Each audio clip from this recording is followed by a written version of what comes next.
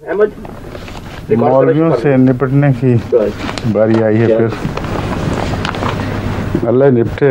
इतना इस कदर जुल्म करते हैं मसीह अलैहिस्सलाम और जमात के ख़िलाफ़, झूठ, तकज़ीब, तहरीफ़ और इल्ज़ाम तहरीफ़ का लगाते हैं। अजीब बात है। बहरहाल ये तो हमारी मजबूरी है, अब इनसे निपटना ही होगा। मुल्तान की इनकी मरकज़ी जो है ख़त्म नबूवत का दफ्तर, उन्होंने एक पम्फलेट शाया किया। अच्छा। कुरान मजीद में रद्द बदल, उसमें जो एतराज़ है। अच्छा। एक बड़ा इल्ज़ाम जमात पर ये लगाया जाता है उलमा मौलवियों की तरफ से कि कुरान करीम में हज़रत मसीह मौऊद अलैहिस्सलाम ने नाउज़ बिल्लाह मिन ज़ालिक वाज़ेह तहरीफ़ की है, रद्द व बदल किया है, जिससे अपने मक़ासिद की तायीद पेश नज़र है। वो समझते हैं कि अगर ये आयतों में जो वो कहते हैं तब्दीली की गई है, अगर ना की जाती तो हज़रत मसीह मौऊद अलैहिस्सलाम के दावे और मक़ासिद के ख़िलाफ़ कुरान की गवाही बनती। ये रूह उन्होंने बनाई है, वजह ये बयान की है। ये अमदन ये इसलिए कहते हैं ताकि साहिब किताबत की गलती का जो उसूल मुसल्लम है उस शिक से निकाल कर एक दूसरी शिक में दाखिल करें, और बड़ी होशियारी और चालाकी से ये बात जान कर लिखते हैं। हालांकि एक भी जगह ऐसी नहीं जहाँ वो गलतियाँ हज़रत मसीह मौऊद अलैहिस्सलाम के मौक़िफ़ पर कोई तायीदी असर डालती हों। जैसा कि अब तफसील से मैं गुफ्तगू करूँगा, उनका होना ना होना जमात के इल्म कलाम के साथ कोई भी ताल्लुक़ नहीं रखता, बल्कि लुत्फ़ की बात यह है कि अगर आयत के कातिब ने गलत लिख भी दी तो उसके नीचे तर्जुमा मसीह मौऊद अलैहिस्सलाम ने दुरुस्त लिखा हुआ है,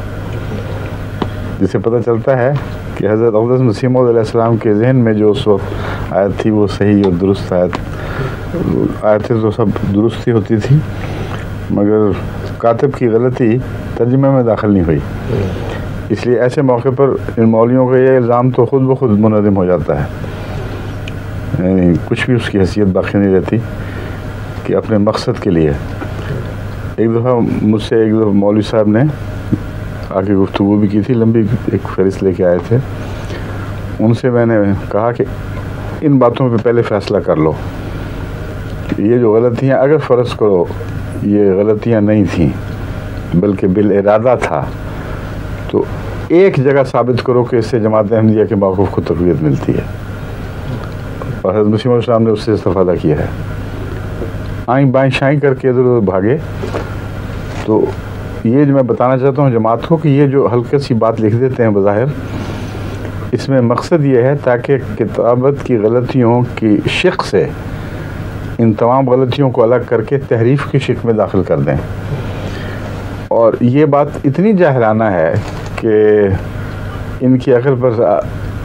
इंसानी अक़लें सर पीटें तो कोई बैद नहीं। हज़रत मसीह मौऊद अलैहिस्सलाम का मुकाबला खुले बंदों सारी दुनिया के मौलवियों और मुआनिदीन और पादरियों से भी था, सब दुनिया के कौमों से था। इस्लाम की सच्ची तस्वीर आप दुनिया के सामने पेश कर रहे थे, और वो तहरीफ शुदा आयतें उनके इल्म में ना आती उस वक्त। और क्यों इस बात को मबसवाना बनाया गया कि तुमने ये दलील फ़लाँ बात पर कायम की है और असल यूँ है इसलिए वो दलील टूट गई, कहीं भी ये जिक्र नहीं चला। और कोई आदमी होश के नाखून ले कर ही नहीं सकता। बड़े बड़े उलमा हज़रत मसीह मौऊद अलैहिस्सलाम के मुअय्यद बने, बड़े बड़े चोटी के उलमा ऐसे जिनके पास संग को भी अक्सर दूसरे उलमा नहीं पहुँचते, उन्होंने हज़रत मसीह मौऊद अलैहिस्सलाम की बैत की, पूरी तरह आपकी तायीद में मुस्तैद हो गए। मौलवी मोहम्मद आसन साहब अमरोही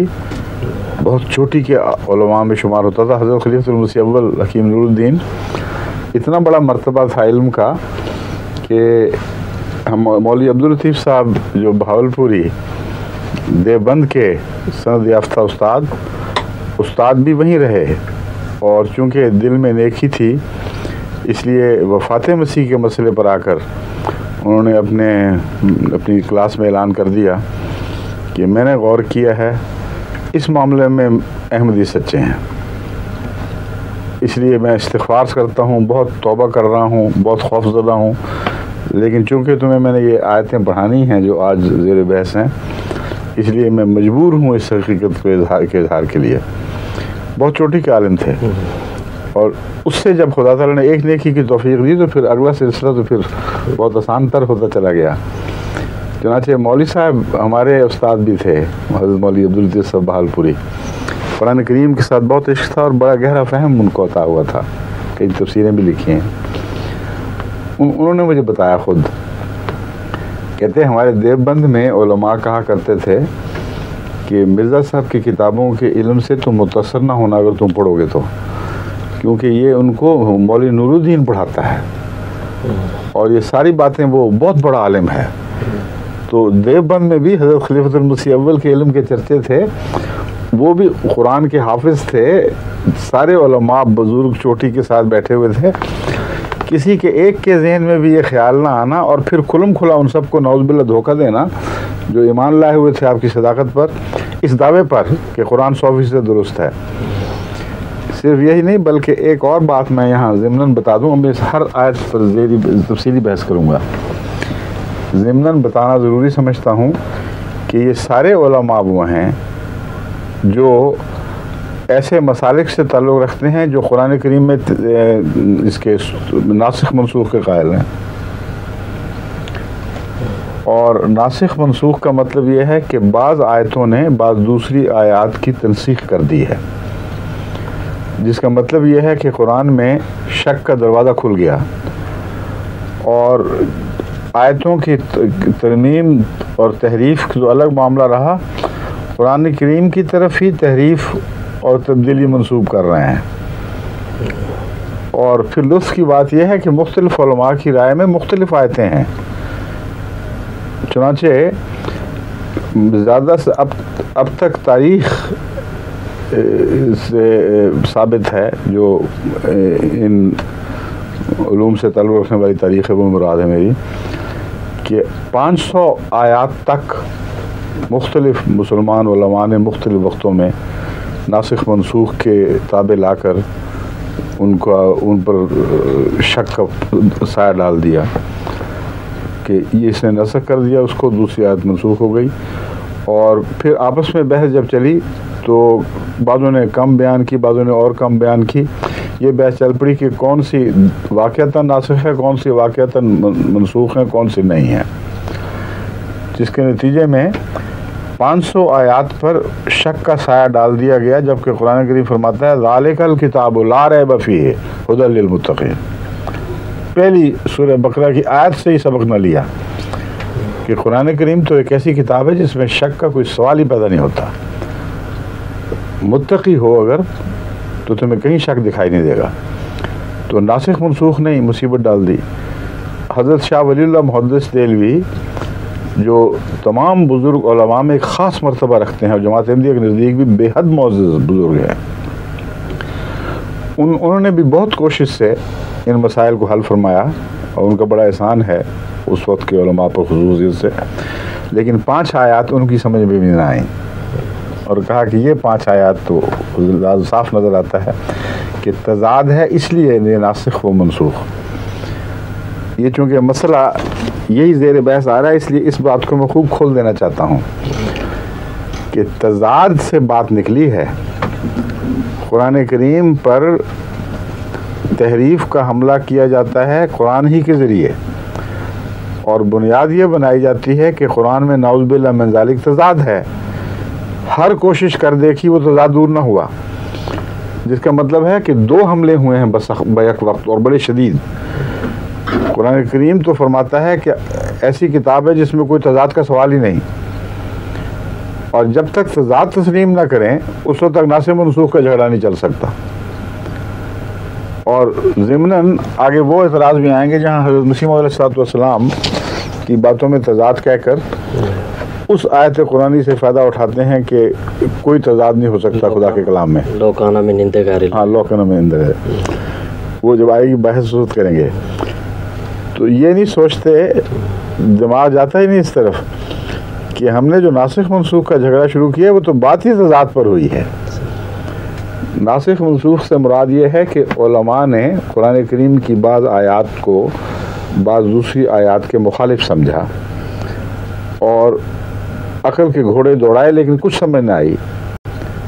اور بعض آیات کو اس لیے مخالف سمجھا کہ ایک جگہ تعلیم کچھ اور دکھائی دیتی ہے، ایک اور جگہ کچھ اور دکھائی دیتی ہے،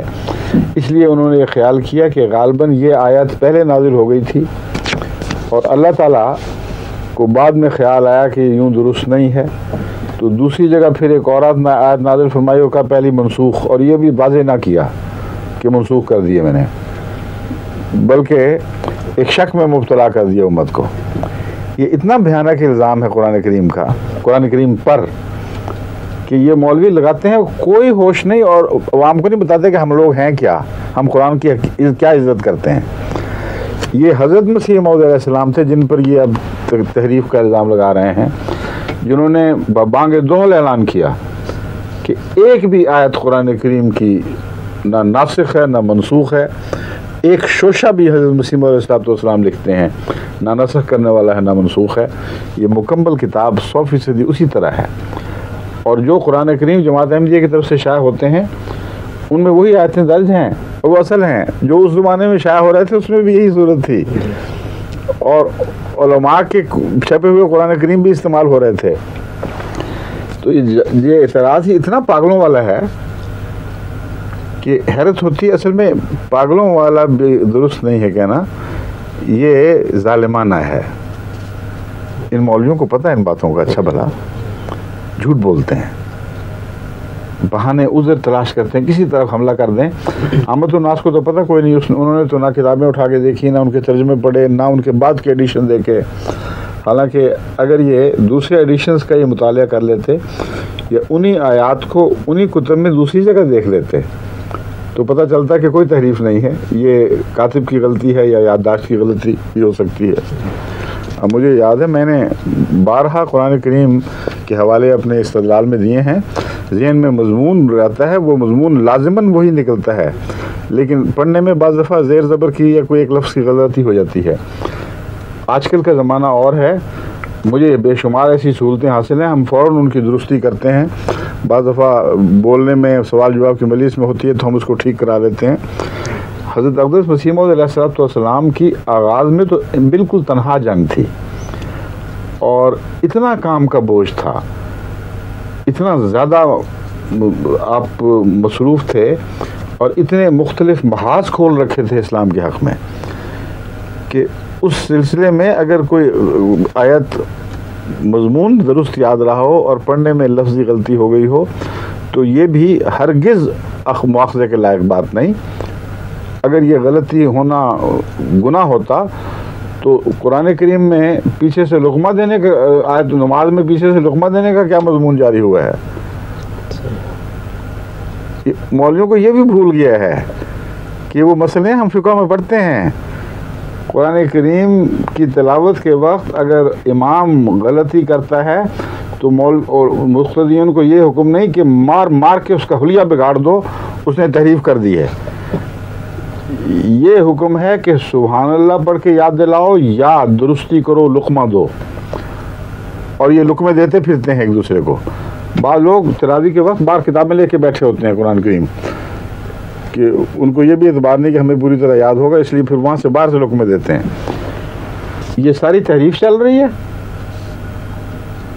رسول اکرم صلی اللہ علیہ وسلم نے جو ذکر فرمایا، کتنے فطرت شناس رسول تھے،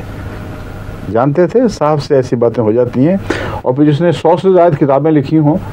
اس میں 7 آیتیں نکال کے ناچ رہے ہیں، اور وہ آیتیں بھی انہی کتابوں میں دوسری جگہ درست درج ہو چکی ہیں، اور اگر کہیں نہیں ہوئی تو جماعت نے اپنے ایڈیشن میں ان کو درست کیا اور مسیح علیہ السلام کی تحریر نہیں بدلی، جس سے قطعی طور پر ثابت ہوتا ہے کہ استدلال پہ اس کا کوئی اثر نہیں تھا۔ یہ ہے پس منظر